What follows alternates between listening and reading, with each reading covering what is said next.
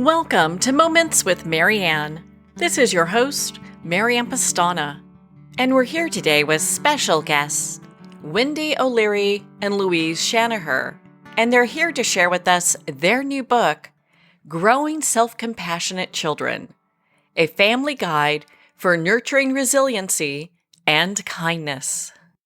What if the greatest gift you can give your children isn't success, but the ability to be kind to themselves in life's hardest moments? Well, today's guests are here to share with us just that. Wendy O'Leary is a mindfulness educator and a certified meditation and yoga teacher with a long-standing personal meditation practice. She's a certified parent educator, an online contributor to Mindful Magazine, and a 2020 Mom's Choice Award Gold recipient. Louise Shanagher is a mindfulness educator, children's therapist, author, and founder of the Creative Mindfulness Kids organization. Based in Ireland, she has a BA and MSc in psychology and further qualifications in mindfulness, psychotherapy, and play therapy. So welcome to the show, Wendy O'Leary and Louise Shanagher. Thank you so much for having us, Marianne. Thank you, Marianne. Delighted to be here. It's such an honor to have the both of you here. What inspired you to write this book? I think one of the things that inspired me in particular was that I had seen the benefits of self-compassion in my own life. It had really dramatically enhanced my happiness and my well-being. And as I reflected, I really thought, wow, I wish that I had had these tools when my children were younger. I think both for my well-being as well as for theirs.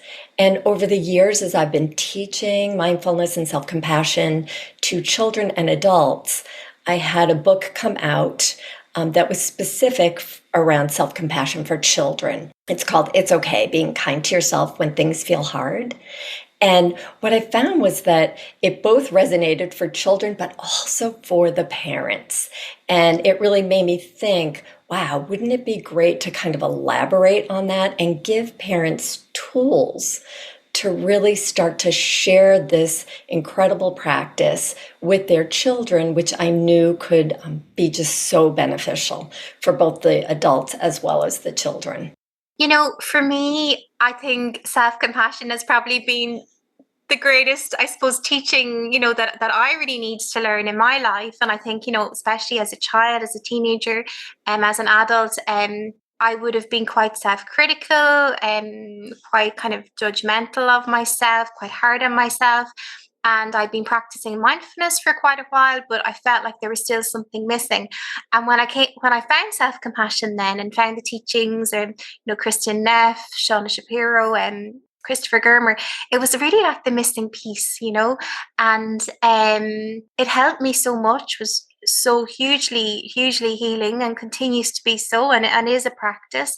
And then what I noticed was that when I was teaching mindfulness with adults, that actually they were also really feeling like the need and then really benefiting from self-compassion practice.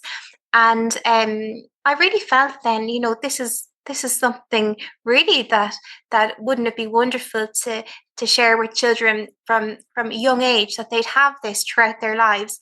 That it would be something that they could use as a tool to support them throughout their lives, and that maybe that they, rather than end up like myself or like some of the adults that I was teaching, really struggling with this relationship that we were having with ourselves, that maybe if we could support children from a young age to be kind to themselves, particularly when life is difficult, that this would be like a buffer or a support to them as they go throughout their life, not to that they obviously stress and difficulty is part of life, that it's not about getting rid of that, but about supporting children and giving them tools that would really, really benefit them and support them when they did encounter those inevitable stresses and difficulties. So that was what inspired me.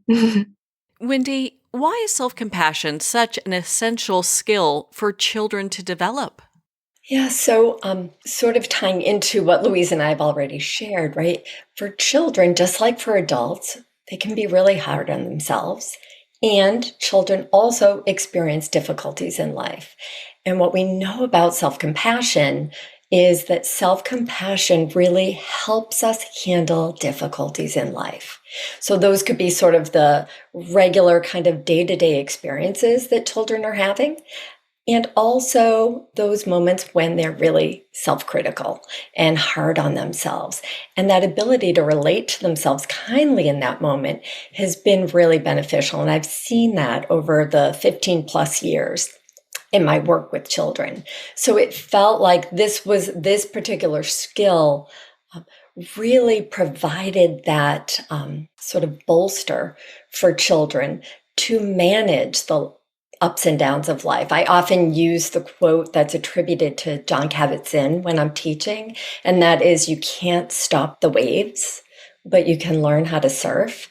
And I think it's really important to remember that just like adults, children have waves in their lives, and it's important to give them the tools and skills to surf life more effectively. Sometimes as the adults in a child's life, we might want to kind of swoop in and kind of get in front of problems for them, or help them avoid problems, or fix them, or give advice, all those things that as loving, caring adults, we want to do for our children. And yet what can be most effective is to really give them some tools to manage those inevitable ups and downs more effectively, and tools to manage those moments when that self-critic is really loud and harsh. And I hear that a lot from the parents and children I work with, really giving themselves a hard time and having this ability to be a little kinder to themselves in those hard moments can make such an incredible difference.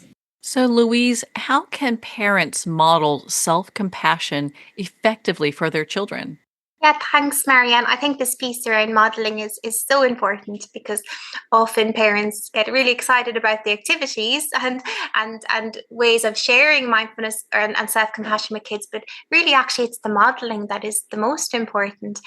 And really, the modeling, Marianne, is the embodying. And to do that, really, it's about cultivating their own self compassion practice. And they can do that in lots of simple ways, but really just beginning to ask themselves, how can I be kind to myself? And particularly when encountering difficulties, or particularly when I'm having a difficult day. And I think a good one is asking ourselves, how would I treat a friend who is in a similar situation? Or how would I speak to a friend who is in a similar situation? And beginning to speak and to ourselves and treat ourselves in the same way or similar way that we would a good friend. And just to say, that self-compassion isn't really just something that we kind of tick the box with, oh, I have that now. It's very much a practice. And what I would say is, as much as we can, to practice it, every day if we can. And there's lots of amazing resources out there, books by Kristin Neff, Christopher Germer, Shauna Shapiro. So we can, begin to read about it, learn about it, and also maybe practicing some of the meditations. There's wonderful meditations online on YouTube that we can practice for free. And then that kind of informal piece by checking in throughout the day. How can I be kind to myself in this moment? How can I care for myself in this moment? And particularly when we encounter those moments of stress or difficulty, and particularly in our parenting. And I think a beautiful question, and one that is hugely supportive to me in my own life, is just this question: what do I need? So pausing in a moment of stress or difficulty, and maybe putting a hand in our hearts and asking ourselves, what do I need right now? And what could help me in this moment? And that might be take a breath. It could be practicing mindfulness. It could be remembering common humanity. So there's three components of self-compassion, Marianne, that Kristin Neff identified. We have mindfulness, so noticing that we're suffering, noticing that this is a difficult moment. And there's common humanity, and remembering that we're not alone in this suffering, that part of being a human, part of being a parent is to go through difficult moments, is to experience pain, and that we're never alone in how we feel, that there's always plenty of other people that are going through experiences like us. And then this third component, kindness, which again is just offering ourselves the same kindness and care that we would offer those who we love. It might mean offering ourselves kind words, or kind touch, or even engaging in a kind action. So it's remembering these components as we go throughout the day. In that moment of difficulty, recognizing, yes, this is a moment of difficulty, which is mindfulness, and taking a breath, and remembering common humanity.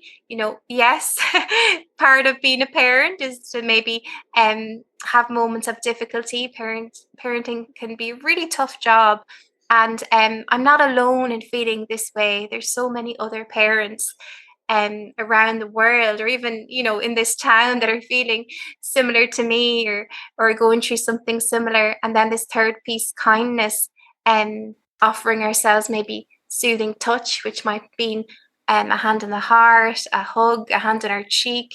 It might mean offering ourselves words of care and compassion, like, you're okay, you matter, good person, and this too shall pass, whatever is soothing for us.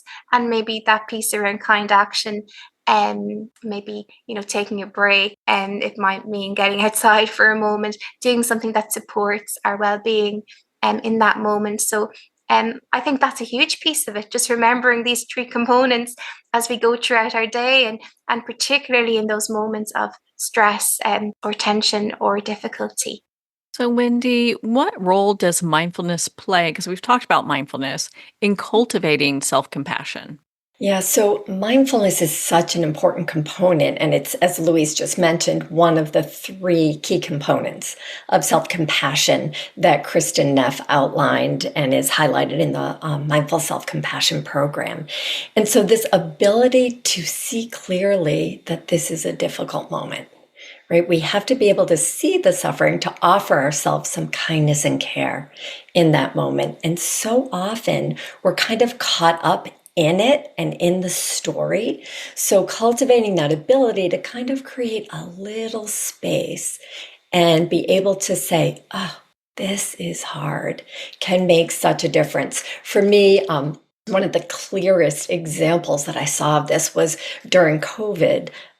I was on a Zoom call with a coalition of early education professionals. I'm involved in this organization. And they were talking about how difficult things were in that moment. And each month we would meet and they would be sharing the difficulties. And many of these are people who also had young children themselves and were still working in that field during the pandemic.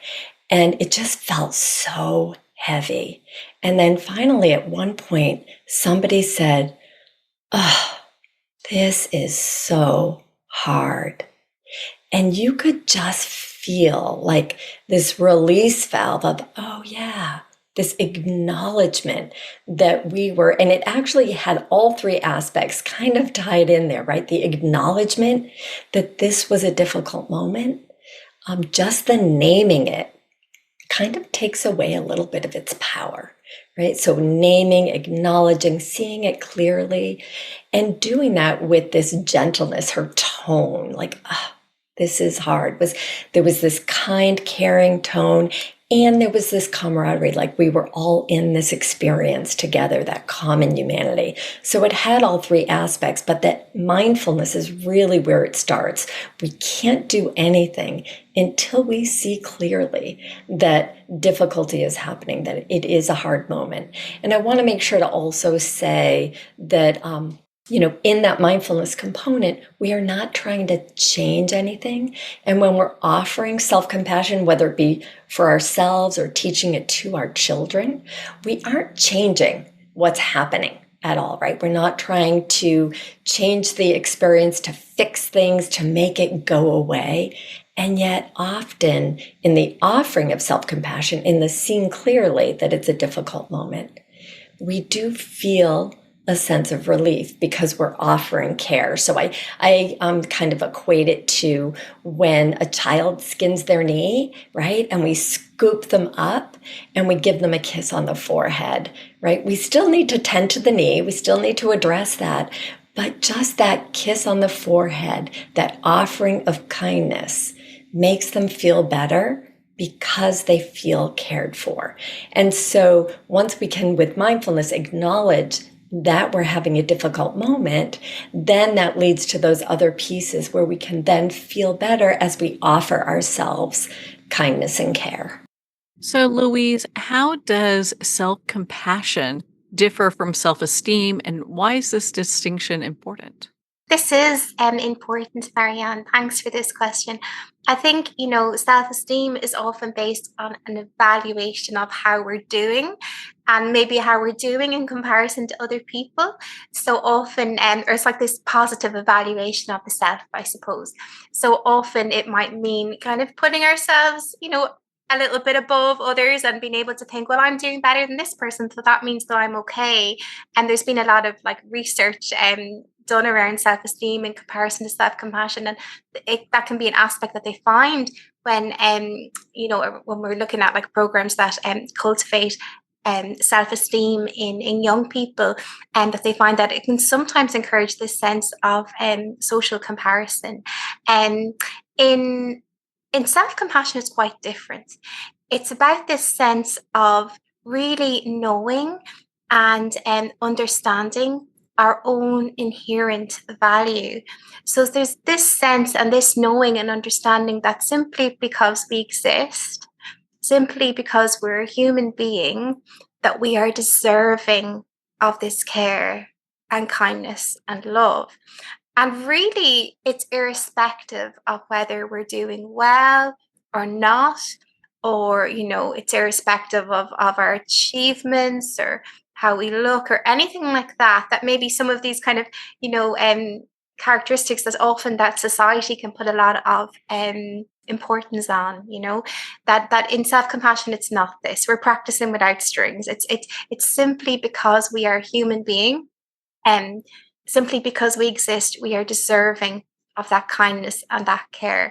And also maybe especially when we're having a difficult moment. And it's not about any sort of comparison to others. It's not about, whether we are achieving anything or anything around how good we are doing in life or as a parent. And really coming back to understanding that because we are a parent, because we're a child, because we're a human being, and because of this, we can encounter difficulty, and life can be hard sometimes, and that in itself is reason enough to be kind to ourselves, to be caring to ourselves, and especially when we encounter those difficult moments. So, Wendy, how does practicing self-compassion help children navigate difficult and strong emotions?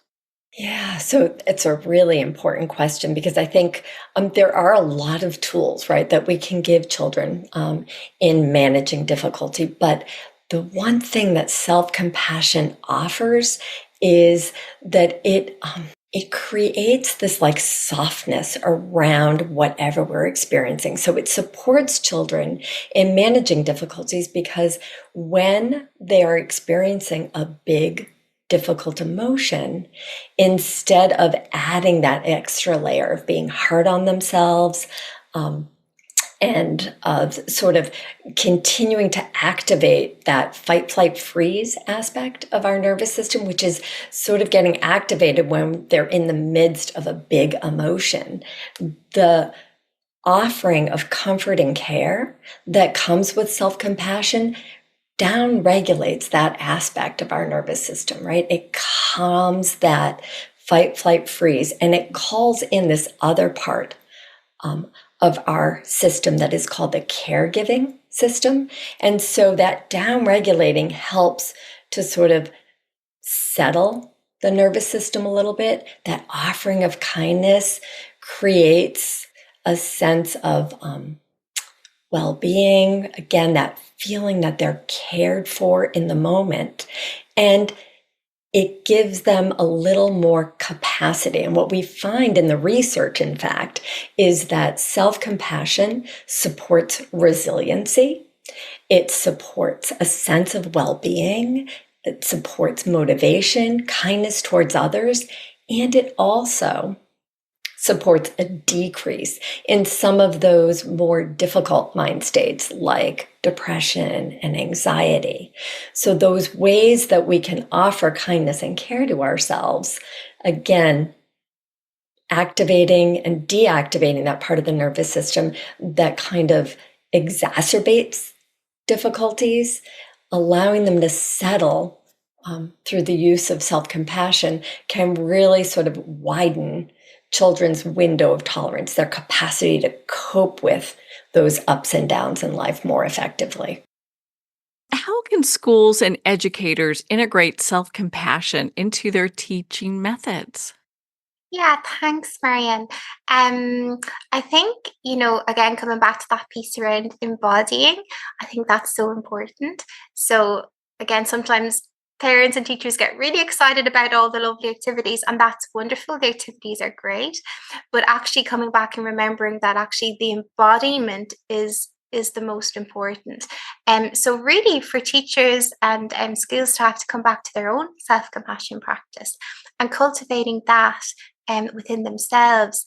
So in the book, I talk about or give reference to the cup, and I say that we can only give to the children what's in our cup, and what we want to do is really fill our own cups with these qualities of self-compassion. So with this quality of mindfulness, as we talked about, calming humanity, kindness, and both the yin and yang of self-compassion, the yin being this kind of soft, soothing and comforting quality, really being able to be there for ourselves, be kind to ourselves during difficult times, and also the yang aspect of self-compassion, which is this maybe sometimes more stronger action-based aspect of self-compassion, where we might need to do something for ourselves, to set boundaries, and to provide for ourselves, to protect or motivate ourselves. Christian Neff talks about these two qualities. So what I'd really recommend for any teachers or any school staff is to begin by cultivating this within themselves. And then just by their presence, just by their modeling, they will be teaching the children. And then I feel that there's a wonderful space then to begin also introducing self-compassion based activities throughout the day. And one thing myself and Wendy talk about in the book is this sense of sprinkling the day with self-compassion practices. So that it's not just something we do once a week. And it's not even just something that we do once a day. It's something that we're doing and practicing throughout the day. And we're making it a normal, everyday part of family life or school life. So in the book, we talk about these mini moments of kindness where maybe families can pause throughout the day and practice some mini moments of self-compassion together. I'd really recommend for teachers to do this and pausing throughout the day, maybe supporting the class and themselves to maybe put their hands on their heart, take some breaths, maybe offer themselves some kind words. Then later on in the day, maybe before break, or I think recess you call it. In America, we call it break here in Ireland. Maybe taking another, maybe, feeling the feet on the ground, giving ourselves a hug, and maybe offering ourselves some words of kindness or motivation. And maybe later on in the day, and before we go home from school, and maybe noticing the sounds we can hear around us, and maybe another form of soothing touch, maybe giving ourselves a squeeze and thinking about 3 things that we're grateful for about the day. Again, maybe offering ourselves some words of kindness. So sprinkling these little moments throughout the day, throughout the school day. And also then we could introduce some activities. So there's been plenty of activities that we mentioned in the book. Then the book has got, I think, over 70 creative activities and games and lovely visualizations and meditations as well that parents and teachers can introduce to children. there's plenty of different ones, but one, for example, is maybe making the kind friend. So we can imagine, maybe the children can imagine their most kindest, most loving, most friendly, funny, wise friend they can imagine. And this could be a person, or this could be an animal, or this could be a creature. And they can imagine what they look like, their tone of their voice, and the words they might say, and what gestures they might offer, and what advice or words they might offer. And then children can actually make this kind friend. I think that's a really fun activity to do. They can make it out of clay. They can make like a puppet type creature. They can just cut it out of cardboard, color it in. There's lots of different ways to do it.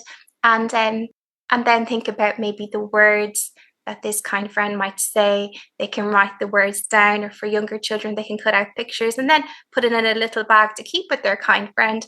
Activities like this could be kept on a little table in the school, in the classroom, or children can make them and bring them home, and they can create their own. In the book, we've called it special space, in the home, where they can collect and keep the different activities they might make related to self-compassion. And that's just one activity. There's so many in the book, but that's definitely something that teachers can incorporate, as well as maybe some guided meditations as well. So in the book, we have plenty of self-compassion based guided meditations and visualizations that could be a lovely addition, and that teachers could bring into the school day as well. But I think it's just not to forget the importance of their own modeling. That's always the most important aspect when we want to support children to cultivate self-compassion in their own lives. So, Wendy, what advice would you give to parents who are struggling with self-compassion themselves while trying to teach it to their children? Yeah, that's a really important question, Marianne. Thank you for asking. I think many of us as parents do struggle, and as adults, right? We do struggle with self-compassion. I think it's not encouraged in our society. And so many of us tend to be self-critical. And of course, we do that in for many reasons, but one is that we actually think it helps to motivate us. So I really want to say to people listening that, in fact, the research shows the opposite, that self-compassion actually is more of a motivating force, particularly if we are shaming ourselves. We're shutting down those learning centers in the brain, and we aren't able to learn from mistakes. We often aren't willing to try new things because we're afraid of failure. So that sense that we're going to be motivated if we're really hard on ourselves is actually not true in the long run. It might help a little bit in the beginning, but really for the long run, self-compassion is beneficial. So I think first and foremost, it's helpful for parents to kind of maybe acknowledge why they may have some barriers around self-compassion. We talk a little bit about this in the book. What might be keeping you from kind of feeling like self-compassion would be beneficial for you? And we sort of debunk some of those myths. And then it's really just starting slowly. And what I love about self-compassion, what I really want to emphasize, is just how accessible and practical it is. It can be as simple as just saying, "This is hard," and putting your hand on your heart, right? It can be as simple as, Louise talked about feeling your feet on the floor, taking that one conscious breath. So I think it's really important to start slow. In the book, we have some sort of reflective questions to start to kind of look at our habits. So we don't want to give ourselves a hard time if we're not being self-compassionate. We don't want to add another layer of being hard on ourselves, oh, now I'm also not self-compassionate. No, we just want to gently notice, okay, and then we can always begin again. It's the kind of thing where we know it's not sort of an end goal, it's an ongoing, lifelong practice. So we just start slowly, sprinkling it into our lives, just like as Louise said, we want to sprinkle it in for the children, offering ourselves these mini moments. And the other thing that we talk about in the book that I find really helpful, and personally was really helpful for me when I first began practicing, was having reminders. around the house. So we talk about, like, I used to have a little sticky note by my door as I walked out of my house saying, feel your feet, because I wanted to walk into the world being more present. So it was like a little reminder for me, but we can have little reminders of kindness and care all around our house. Just putting, like, decorating like a little small mirror or stones, or even sticky notes or little index cards around the house as a reminder. Louise mentioned the cup. I actually have my cup on my windowsill, and it doesn't even say anything. Just for me, I know I see that cup. It's like, okay, how do I want to fill my cup?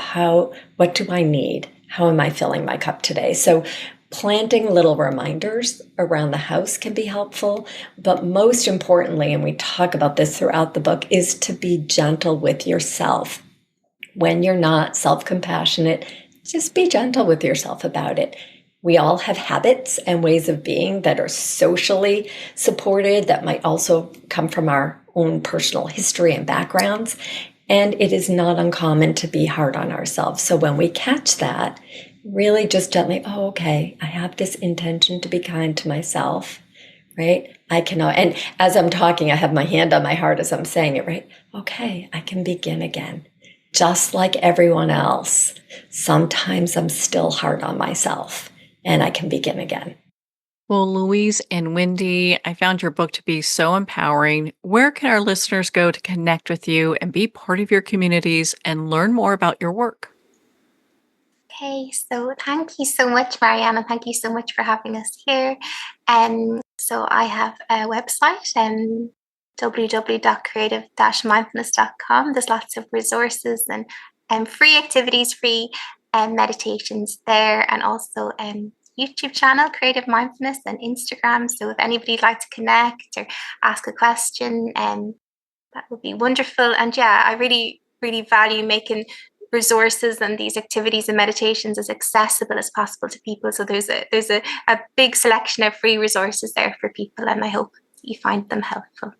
Yeah, and also echoing Louise's thank you. We are so appreciative to have the opportunity to talk about self-compassion with you and self-compassion for children. It is something that Louise and I are both so passionate about because we really do believe it can change lives.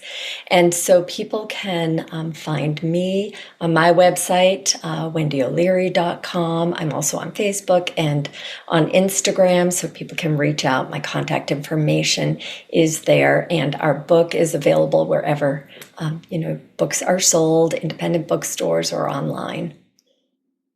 Well, Wendy and Louise, thank you both so much for taking the time to be on the show with us here today. Thank you so much, Marianne. Thank you. Wonderful. Yeah, it's been great to be with you. Thank you. Well, we're at the end of our time today. I'd like to thank everyone for tuning in. You've been listening to Moments with Marianne, where we make every moment count.